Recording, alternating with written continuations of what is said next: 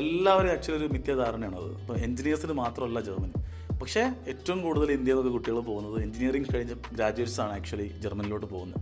അതിന് കാരണം ചിലപ്പം ഈ പറയുന്ന ട്രിപ്പിളി, IT, മെക്കാനിക്കൽ അല്ലെങ്കിൽ ഈ പറയുന്ന സിവിൽ എഞ്ചിനീയറിംഗ് കഴിഞ്ഞിട്ടുള്ള കുട്ടികൾക്ക് മാസ്റ്റേഴ്സിന് ഓപ്ഷൻസ് കൂടുതലാണ്. ജർമ്മനി കൂടുതലായിട്ട് അവർ ഇൻവൈറ്റ് ചെയ്യുന്നുണ്ട്.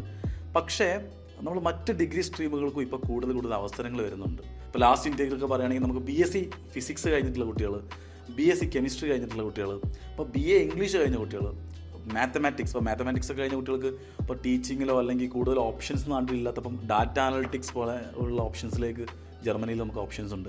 MSc എല്ലാം ഫ്രീ എഡ്യൂക്കേഷൻ ഓപ്ഷൻസ്. പക്ഷേ മാർക്ക് വേണം, സെർട്ടൈൻ കണ്ടീഷൻസ് അതിനകത്തുണ്ട്, അത് ഫുൾഫിൽ ചെയ്യണം. മാത്തമാറ്റിക്സ് മാത്രമല്ല, ഈ പറയുന്ന എക്കണോമിക്സ് ഉണ്ട്. അപ്പം നമുക്ക് ഏറ്റവും കൂടുതൽ കുട്ടികൾ എൻക്വയറി ചെയ്യുന്ന ഒരു ഏരിയയാണ് നമ്മുടെ ഈ BBA BCom കഴിഞ്ഞിട്ട് നമുക്ക് പബ്ലിക് യൂണിവേഴ്സിറ്റിയിൽ പഠിക്കാൻ പറ്റും. പഠിക്കാൻ പറ്റും. പക്ഷേ അതിന് കുറച്ച് കണ്ടീഷൻസ് ഉണ്ട്. ഇപ്പോൾ IELTS 7 വേണം, പക്ഷേ നമുക്കിപ്പം ഒരു 70% മാർക്കിന് മുകളിൽ മാർക്ക് വേണം. ഇതൊക്കെ ഇങ്ങനെയുള്ള കുട്ടികളൊക്കെ നമ്മൾ അപ്രോച്ച് ചെയ്യുമ്പോൾ ഇവരൊക്കെ നമുക്ക് ഹെൽപ്പ് ചെയ്യാൻ പറ്റുന്നതാണ്.